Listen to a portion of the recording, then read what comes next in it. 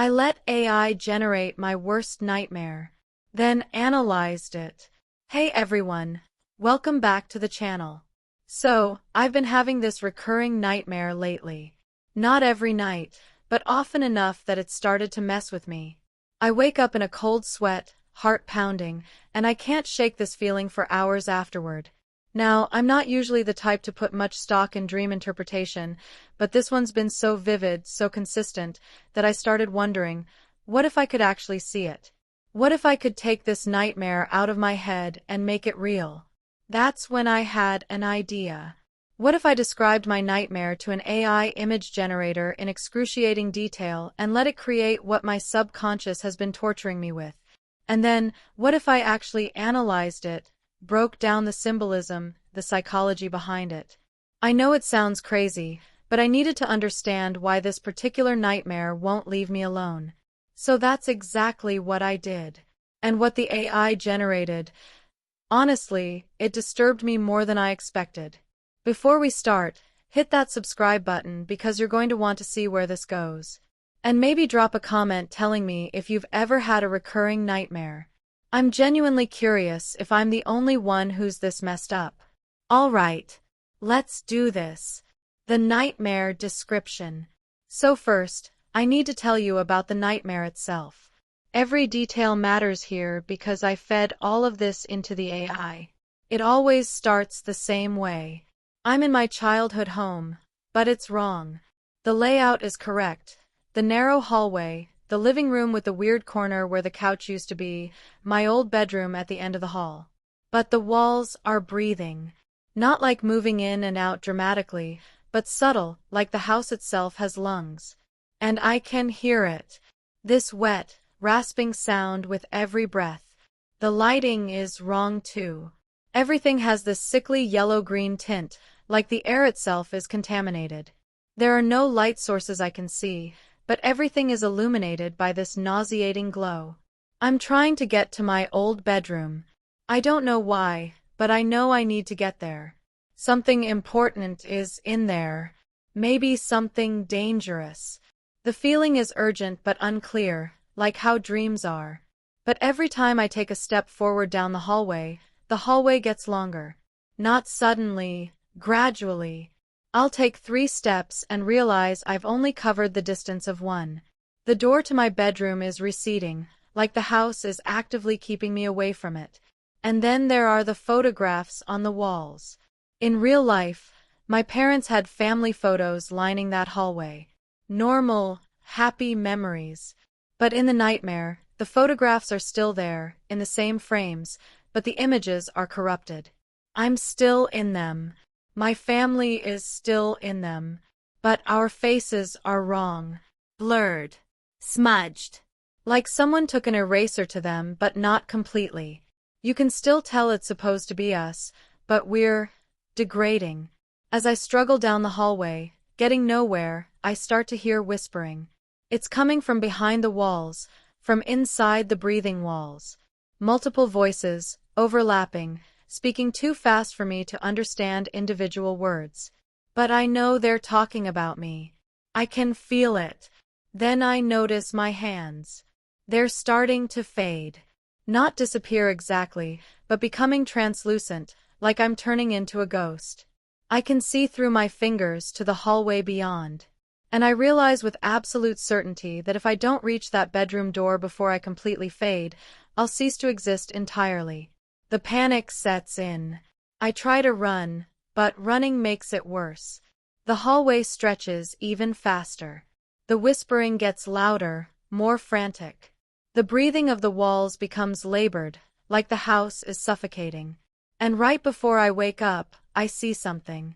The bedroom door finally opens on its own. Just a crack. And something is looking out at me from the darkness inside. I never see what it is clearly. Just the suggestion of a face. Pale. Wrong proportions. Too many eyes, or maybe no eyes at all. It changes. That's when I wake up. Every single time. Generating the nightmare. So I took all of that and fed it into an AI image generator. I used multiple prompts, trying to capture different elements, and then I stitched together the most accurate representations. I'm going to show you what it created now. And I want you to pay attention to your own reaction. Does it disturb you? Does it trigger any of your own fears? Here's the hallway. The image shows a distorted corridor with organic-looking walls that appear textured and vein-like, painted in sickly yellow-green hues. The perspective is warped, making the hallway appear to stretch impossibly long. Along the walls are picture frames containing blurred, smudged humanoid figures that are recognizable as people but distorted beyond comfort. The first time I saw this, my stomach dropped. It's not exactly what I see in the dream, but it's close enough that it triggered the same feeling. That sense of wrongness. The AI captured the organic quality of the walls perfectly. They look like they could pulse, like they're made of something that was once alive. Here's the next image. My fading hands reaching toward the door. The image shows translucent, ghost-like hands in the foreground, barely visible, reaching toward a door at the end of the warped hallway. The hands have an ethereal, dissolving quality, and through them you can see the corrupted environment beyond. This one actually made me uncomfortable to look at. There's something deeply unsettling about seeing your own body becoming insubstantial. It triggered this primal fear of non-existence that I didn't realize I had until I saw it visualized. And finally, this is what the AI generated when I described what's behind the door.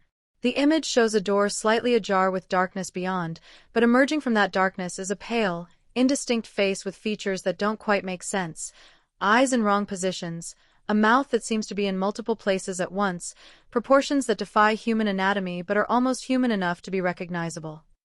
I almost didn't include this one in the video. I've been editing this footage for days, and every time I look at this image, I feel genuinely afraid. Not startled, but that deep existential fear that something is fundamentally wrong with reality.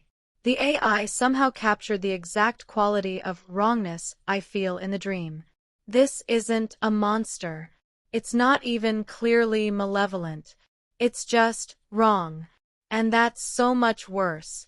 The analysis part 1. Surface level.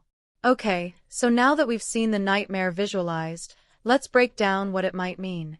I did some research into dream symbolism and psychology, and some of this is actually pretty revealing. Let's start with the childhood home. In dream interpretation, houses typically represent the self, your psyche, your identity. The fact that it's my childhood home specifically suggests this nightmare is about something from my past, some formative experience or time period that's still affecting me. But the house is wrong. It's corrupted, breathing, alive in a disturbing way. This suggests that my sense of self, or at least my memories of who I used to be, feels contaminated or unstable. The breathing walls could represent anxiety, literally feeling like my past is suffocating me or that I can't escape it. The yellow-green lighting is interesting. In color psychology, yellow can represent anxiety, cowardice, or illness. Green can represent envy, but in sickly tones it often represents decay or toxicity. Combined, this lighting suggests an environment that's poisonous to my well-being, a past that's rotting rather than serving as a foundation. The hallway that lengthens as I try to move forward, this is textbook anxiety dream symbolism. It represents feeling stuck, unable to progress, like no matter how hard I try to move forward in life, I'm not actually getting anywhere. The effort is futile. And specifically trying to reach something from my childhood suggests I'm trying to return to or reclaim something from my past but can't reach it. The corrupted family photographs are probably the most obvious symbol. Photographs represent memories, frozen moments in time. The fact that the faces are blurred and degrading suggests my memories are unreliable, that I'm losing touch with who I was or who my family was. There's something about my past that's becoming unclear, fading, or being distorted by time and perspective. The analysis part 2. Going deeper. But let's go deeper, because this is where it gets really uncomfortable for me personally. The whispering from inside the walls. Voices talking about me but not to me. This represents paranoia, yes, but more specifically it represents the internal critical voices we all have. The fact that they're inside the walls, inside the structure of my childhood home, suggests these are voices I internalized a long time ago. Criticism, expectations, judgments that became part of my psychological foundation. And they're multiplying, getting louder, more frantic as I try to move forward. This suggests that the more I try to progress or escape my past, the louder those internal critics become. Now here's the part that really got to me when I researched it. The fading body. In dreams, becoming transparent or fading away represents a loss of identity, feeling invisible, or fearing that you don't matter. But it's not just that I'm fading specifically while trying to reach something from my childhood. This suggests a fear that by moving away from my past, by growing and changing, I'm losing my sense of self entirely. There's this paradox. I need to move forward, but I'm afraid that doing so means I'll stop existing as the person I recognize. And the urgency of reaching the bedroom before I fade completely represents a desperate need to reconnect with something from my past before it's too late, before I've changed so much that I can't relate to who I used to be at all. But here's the twist that made me stop and really think, what's behind the door? The thing looking at me from my childhood bedroom. The face that's wrong, that has too many features or not enough, that changes every time. I've been thinking about this for days, and I believe what's behind that door is me. Not the me I am now, but the child I used to be. And the reason that face is wrong, the reason it's terrifying, is because I've changed so much that I don't recognize my younger self anymore. Or maybe worse, my younger self doesn't recognize what I've become. That face is supposed to be familiar. It's supposed to be safe. But it's not. It's alien and threatening. This nightmare isn't about being chased by a monster. It's about being afraid of who I used to be, afraid that if I really confronted my past self, that child would be horrified by the person I've become. Or maybe I'd be horrified by how much I've lost, how much I've compromised, how far I've drifted from what I wanted to be. The realization. You know what the worst part is? Visualizing this nightmare through AI didn't make it less scary. It made it more real, more concrete. I've been carrying this fear around in my subconscious, and now it's out there, visible, undeniable. Since I created these images, the nightmare has actually become more frequent. I don't know if that's just because I've been thinking about it so much, or if there's something about externalizing it that's made it more powerful. But I think I understand now why it keeps recurring. This isn't just random anxiety. This is my mind trying to process something real, the fear of losing connection with my past while simultaneously being unable to escape it. The fear of change. The fear of stagnation. Both at the same time. We spend so much of our lives trying to move forward, to grow, to become better versions of ourselves. But what if moving forward means leaving behind everything that made us who we are?